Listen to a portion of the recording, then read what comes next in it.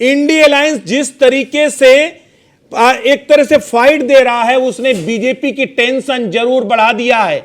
BJP जबरदस्त tension में है, क्योंकि उत्तर प्रदेश में आप देखिए 38 सीटों पर इस वक्त बीजेपी गठबंधन है, जबकि 33 सीटों पर इस समय इंडी अलायंस यानी लगभग नेट टू नेट फाइट पर आ रहा है। एक समय माना जा रहा था, एग्जिट पोल 69 से 74 सीटें दिखाते हुए नजर आ रहे थे, लेकिन इस वक्त तो 50-50% का आंकड़ा आता जा रहा है।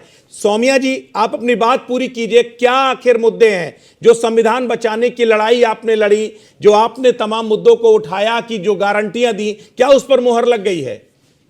बिल्कुल, देखिए जिस तरीके से मैंने पहले भी कहा कि ये जो ड्यूरिंग इलेक्शन जो पहले चरण से लेके और 7वें चरण तक जो वोटर का रुझान दिखा, जो चीजें उनकी जबान पे थी, वो ये थी कि हमें देश के संविधान को बचाना है। और जो समाजवादी पार्टी ने एक नारा दिया था, पिछड़ा, दलित, अल्पसंख्यक, आदिवासी, किसान, जवान सबके लिए, मुझे लगता है वो कारगर साबित हो रहा है, क्योंकि लोग 10 साल से ऊब चुके थे। सिर्फ जुमलेबाजी से तो देश नहीं चलता है। जिस तरीके से पेपर लीक वाला मामला हुआ, मुझे लगता है वो इनके लिए घातक साबित हो रहा है। जिस तरीके से मंगलसूत्र वाला एक बेहुदा बयान आया, वो मुझे लगता है इनके लिए घातक साबित हो रहा है। जिस तरीके से मणिपुर में महिलाओं के साथ हुआ, मुझे लगता है उसका भी इनको खामियाजा भुगतना पड़ रहा है। कहीं ना कहीं देखिए, जीत और हार यकीनी तौर पर कोई एक जीतेगा, कोई एक हारेगा, लेकिन इस वक्त जो कुछ भी समाजवादी पार्टी इंडिया अलायंस जो कर रहा है, मुझे लगता है कि ये ऐतिहासिक है और ये बड़ा फेरबदल होने की एक वो भी है, उसकी तरफ रुख कर रहा है। और जो प्रोमिनेंट फेसेस, मैं उस वक्त यही कह रही थी कि जो प्रोमिनेंट फेसेस बीजेपी के ट्रेल कर रहे हैं, पीछे हैं। जरा जवाब लेते हैं। सर्वेश जी, आपको क्या समझ में आता है, उत्तर प्रदेश में आखिर ऐसा कौन सा मुद्दा था जो उस एग्रेसिव एनडीए का जो कैंपेन था, बीजेपी का जो कैंपेन था, उससे उलट यहां पर रुझान दिखाई दे रहे हैं? देखिए, तो फर्रुखाबाद में एक सभा हुई थी समाजवादी पार्टी की और कांग्रेस की संयुक्त रैली थी। उसमें सलमान खुर्शीद मौजूद थे। उस मंच से सलमान खुर्शीद की भतीजी मारिया आलम खान ने एक अपील की थी बोर्ड के हाथ। एक तो उत्तर प्रदेश में बोर्ड के हाथ असर कर गया। भारतीय जनता पार्टी को जो बोर्ड के हाथ का मामला था, इसमें लगता है इंडिया गठबंधन को 99% तक शायद मुस्लिम वोट मिला है, कांग्रेस को और समाजवादी पार्टी।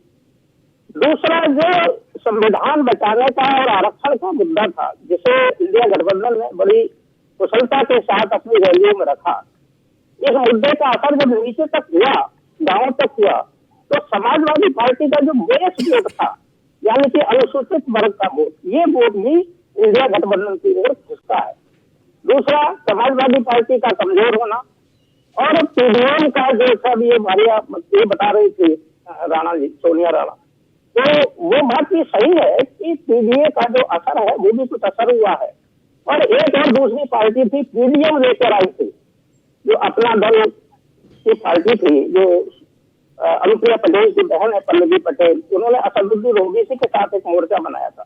इस मोर्चे का कोई असर नहीं हुआ, यानी कि एक तो मुस्लिम मतों में कोई विभाजन नहीं हुआ, दलित वोट खिसक गया। दलित वोट मायावती जी से तो बहुत बड़ा नुकसान हुआ है, और ये दलित वोट समाजवादी पार्टी के साथ, और ये अहम बात है सर्वेश जी। सबसे बड़ी बात ये है, जिस तरीके से अखिलेश यादव ने पीडीए का मुद्दा जोर शोर से उठाया, बीजेपी के लिए हमेशा से संकट मोचक बन करके मायावती यानी बीएसपी का वोट बैंक सामने आया। इस बार जो हम देख रहे हैं, बीएसपी का वोट बैंक लगातार डाउनफॉल पर गया है। और सबसे बड़ी बात है कि जहां जहां बीजेपी फंसती थी, वहां वहां बीएसपी परफॉर्म करती थी। लेकिन इस बार तस्वीर बिल्कुल उलट है। तो क्या बीएसपी पर उसके कोर वोटर जो था वो भी स्विच कर गया और वो इंडिया अलायंस की तरफ गया, जो बैकफायर कर गया बीजेपी के लिए? बीएसपी का जो वोट था, जो बेस वोट है उनका, दलित वोट, इस वोट का एक ट्रेंड था कि वो या तो मायावती जी को जाता था या उनकी second priority Bharatiya Janata party होती थी। इस बार सेकंड प्रायोरिटी उनकी इंडिया गठबंधन हो गया, वो समाजवादी पार्टी की तरफ गया और कांग्रेस के प्रत्याशियों की तरफ गया। और इंडिया गठबंधन की ये विशेषता रही कि उसने अपने जो मुद्दे थे उन पर फोकस किया। भारतीय जनता पार्टी ने जो अभियान चलाया, उसका जवाब देने की बजाय इंडिया गठबंधन के नेता लगातार अपने जो 5 न्याय की उनकी बात थी, जो युवा न्याय, किसान न्याय, दलित न्याय, नारी न्याय, इन सब मुद्दों पर ही वो फोकस करते रहे और बड़ी कुशलता के साथ उन्होंने इन मुद्दों को नीचे तक रखा। खास बात एक ये भी है कि जिस मुद्दे पर बहुत बहस हुई खटाखट, ये खटाखट का मुद्दा भी बहुत महत्वपूर्ण था और इसका भी असर हुआ, क्योंकि 8,500 रुपए एक महत्वपूर्ण राशि होती है। किसी महिला को या किसी परिवार को अगर हर महीने 8,500 रुपए मिलेगा तो ये एक बड़ा सहारा हो सकता है, क्योंकि यहाँ तो सम्मान निधि भी 6 महीने में 2,000 रुपए मिलती है, 3 महीने में 2,000 रुपए मिलती है।